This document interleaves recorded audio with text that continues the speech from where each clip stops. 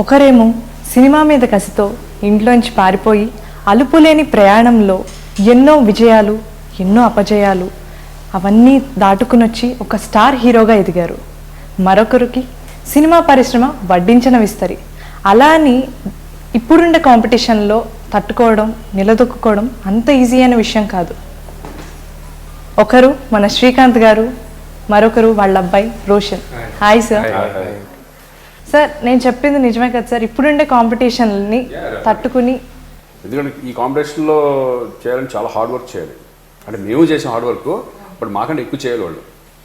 Physique మీద control కానీ, physique కానీ, ప్లస్ అన్ని అబ్జర్వేషన్, ఏం జరుగుతుంది, మనం ఏం చేయాలి, వాళ్ళు ఎలా ఉన్నారు, అన్నింటి మీద కాన్సన్ట్రేట్ చేయాలి. Hard work is very important. Subject selections is very important.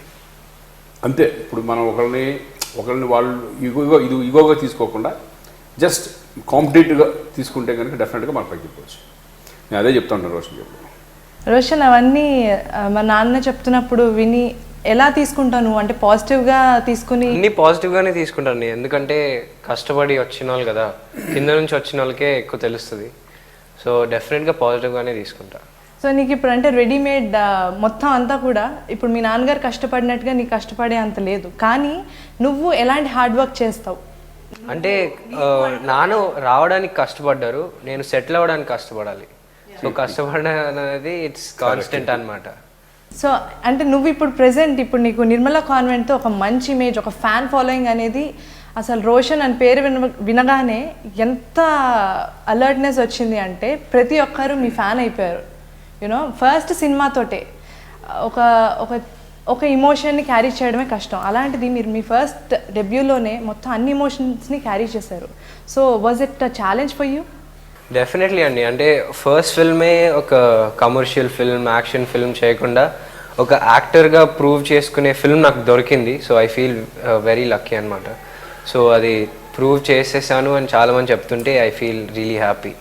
Sir, తనని మీరు ఫస్ట్ టైం స్క్రీన్లో చూసినప్పుడు, అంటే రుద్రమదేవిలో ఆ క్యారెక్టర్ అది కాకుండా డెబ్యూలో చేసి స్క్రీన్ మొత్తం సినిమాని తన భుజం పైన వేసుకున్నప్పుడు ఫస్ట్ స్క్రీన్లో చూసిన వెంటనే ఎలా అనిపించింది సార్ మీకు? ఆబ్వియస్లీ హ్యాపీ అనిపించింది. నేను ఫస్ట్ టైం అంటే వెళ్ళినప్పుడు టెన్షన్తోనే వెళ్ళాను. అంటే స్క్రీన్ ప్రెజెన్స్ ఎలా ఉంటుంది రోషన్ది చూద్దాం అసలు. అంటే పర్ఫార్మెన్స్ మెయిన్ ఏంటంటే చేయడం గొప్పగా పర్ఫార్మెన్స్, దాంట్లో క్యారెక్టర్లో ఇన్వాల్వ్ అవ్వడం, ప్రతి షార్ట్ అబ్జర్వ్ చేశాను నేను.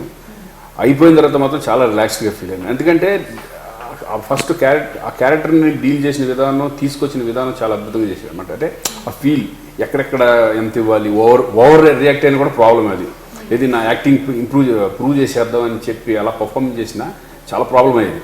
కానీ ఎక్కడ కూడా ఆ గిరి దాట్లా. మన డైరెక్టర్ వీళ్ళందరూ ఎట్లా ప్లాన్ చేసుకున్నారో క్యారెక్టరైజేషన్ కానీ కరెక్ట్గా అన్ని సెంటిమెంట్ దగ్గర నుంచి క్యాజువల్ సీన్స్, లవ్ సీన్స్, ఇవన్నీ కూడా నీట్గా ఉంది, ఎక్కడ ప్రాబ్లం లేకుండా. అప్పుడే అనుకున్నాను, ఓహో సెటిలిటీ అంటే అబ్జర్వ్ చేస్తున్నాడు. అంటే మాకు తెలియదు ఇంత అబ్జర్వేషన్ ఉంటుందని. It's good. ఇది ఒక ఫస్ట్ స్టెప్పే కాబట్టి ఇంకా చేయాల్సింది చాలా ఉంది. అప్పుడే మనకు వచ్చేసిందని ఏం అనుకోకూడదు ఎప్పుడు కూడా.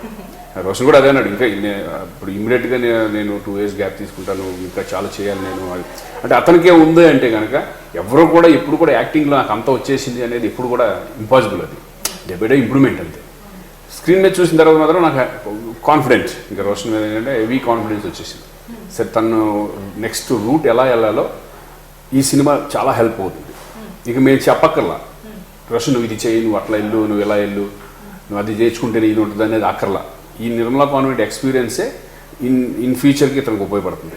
అబ్జర్వ్ చేసింది ఏంటంటే కళ్ళు అంతా కూడా ఊహగారిది అదంతా అనిపిస్తే మేనరిజమ్స్ నువ్వు మీ నాన్నగారు చూసి నువ్వు నేర్చుకున్నావా? నాకు అదే డౌట్. నీకు చిన్నప్పటి నుండి అలాగే ఉందా? మీ నాన్నగారిని చూసి నువ్వు ఫాలో అయ్యావా?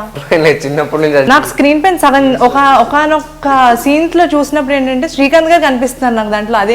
అదేంటి అనుకుంటున్నాను నేను.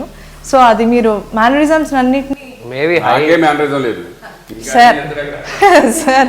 నా సపరేట్ ఇప్పుడు కృష్ణ గారికి ఉన్నట్టు, నాగేశ్వర గారికి ఉన్నట్టు, రామారావు గారికి ఉన్నట్టు, చిరంజీవి గారికి ఉన్నట్టు నాకు మేనరిజం లేదు.